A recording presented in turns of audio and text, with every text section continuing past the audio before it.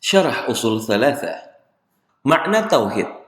Secara bahasa, tauhid adalah masdar dari fi'il wahhada yuwahhidu. Artinya, menjadikan sesuatu itu satu. Ini tidak terwujud kecuali dengan melakukan penafian dan penetapan, yaitu menafikan hukum dari selain yang ditauhidkan dan menetapkan hukum tersebut untuknya. Misalnya kita mengatakan, tidak sempurna tauhid seseorang sehingga ia bersaksi bahwa tidak ada ilah selain Allah. Artinya ia menafikan uluhiyah dari selain Allah Ta'ala dan menetapkan uluhiyah tersebut untuknya semata. Adapun secara istilah, penulis telah mendefinisikan tauhid dengan perkataannya. Tauhid adalah mengesahkan Allah dalam ibadah. Artinya, hendaklah Anda beribadah hanya kepada Allah, tidak mempersekutukannya dengan seorang nabi yang diutus, seorang malaikat yang terdekat, seorang pemimpin, raja, atau siapa saja di antara manusia.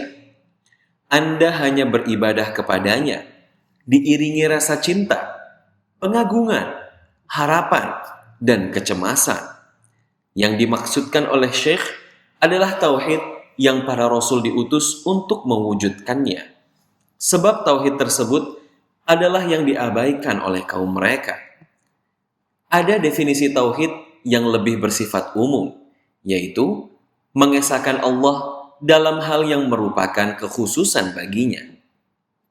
Jenis tauhid ada 3. Yang pertama adalah tauhid rububiyah, yaitu mengesahkan Allah Azza wa Jalla dalam penciptaan, kekuasaan, dan pemeliharaan. Allah berfirman yang artinya, Allah menciptakan segala sesuatu. Quran Surat Az-Zumar ayat 62. Adakah sesuatu pencipta selain Allah yang dapat memberikan rizki kepadamu dari langit dan bumi? Tidak ada ilah selain Dia. Quran Surat Fatir ayat 3. Maha suci Allah yang di tangannya lah segala kerajaan, dan Dia Maha kuasa atas segala sesuatu. Quran Surat Al-Mulk ayat 1. Ingatlah, menciptakan dan memerintah hanyalah hak Allah. Maha suci Allah, Rabb semesta alam. Quran Surat Al-A'raf ayat 54. Yang kedua, tauhid uluhiyah, yaitu mengesahkan Allah dalam beribadah. Caranya, hendaklah seseorang tidak beribadah maupun bertaqarrub kepada siapapun selain Allah, seperti ibadah dan taqarrubnya kepada Allah. Yang ketiga, tauhid asma wa sifat, mengesahkan Allah Azza wa Jalla dalam nama yang Dia namakan bagi dirinya dan sifat yang Dia sifatkan bagi dirinya di dalam kitabnya atau melalui lisan Rasulnya Sallallahu Alaihi Wasallam.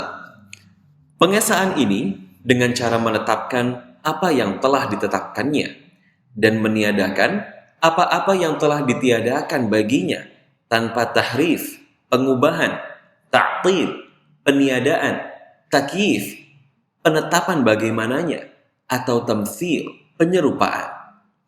Tauhid yang dimaksud oleh penulis di sini adalah tauhid uluhiyah.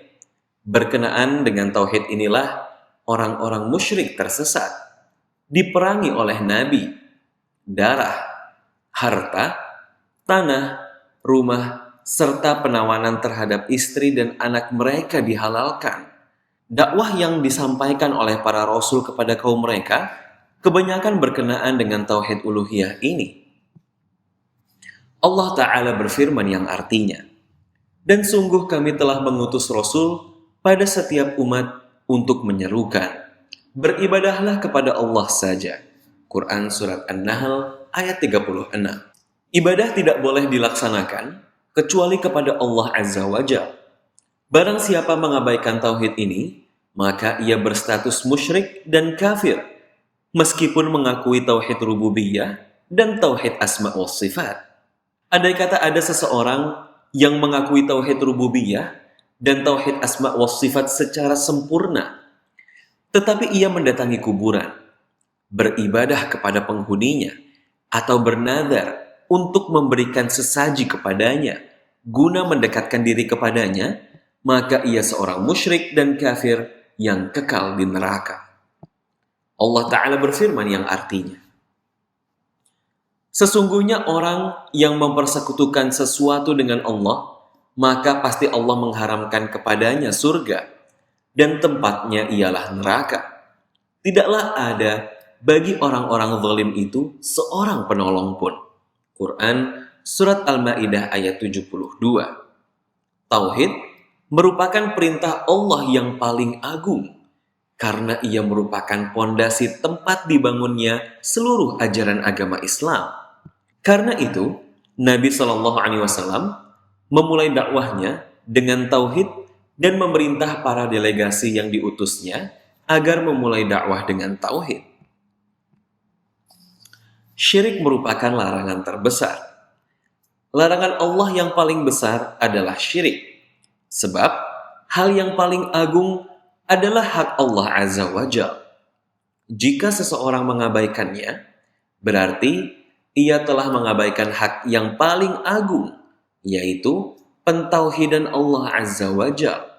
Allah Ta'ala berfirman yang artinya, sesungguhnya syirik itu merupakan kezaliman yang besar.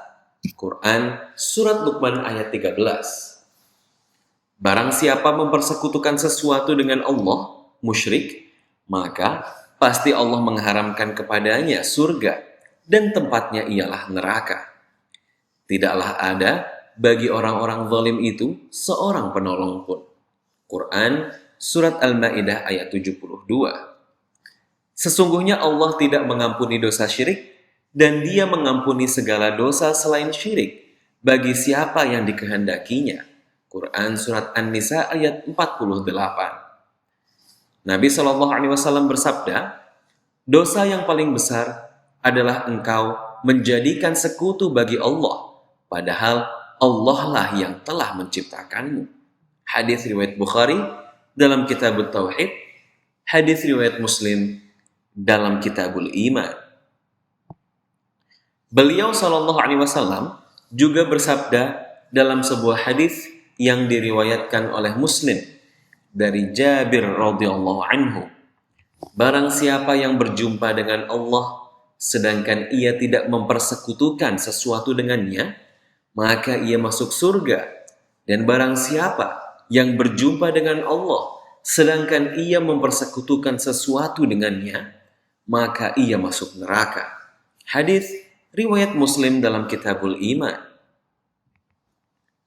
Nabi SAW juga bersabda, barang siapa mati sedangkan ia menyeru kepada sekutu selain Allah, maka ia masuk neraka.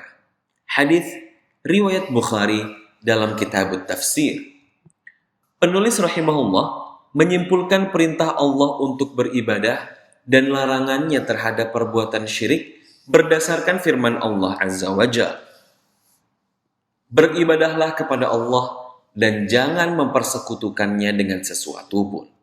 Quran Surat An-Nahl ayat 36. Dalam ayat ini Allah memerintahkan beribadah kepada Dalam ayat ini Allah memerintahkan beribadah kepadanya dan melarang perbuatan mempersekutukan sesuatu dengannya, syirik. Ini mengandung perintah untuk beribadah hanya kepadanya. Barang siapa tidak beribadah kepadanya, maka ia seorang yang kafir dan sombong. Sedangkan barang siapa yang beribadah kepadanya, seraya beribadah kepada selainnya, maka ia seorang yang kafir dan musyrik. Adapun orang yang beribadah kepada Allah saja, maka ia seorang muslim yang mukhlis. Syirik ada dua macam, syirik akbar dan syirik asghar. Syirik akbar adalah setiap yang disebut syirik oleh syari', pemberi syariat, yang berkonsekuensi keluarnya seseorang dari agama. Sedangkan syirik asghar adalah setiap amal, baik yang berupa ucapan maupun tindakan, yang disebut syirik oleh syari', akan tetapi tidak mengeluarkan pelakunya dari agama. Manusia wajib berhati-hati dari syirik akbar maupun syirik asghar. Allah Ta'ala berfirman yang artinya, Sesungguhnya Allah tidak mengampuni dosa syirik. Quran Surat An-Nisa ayat 48.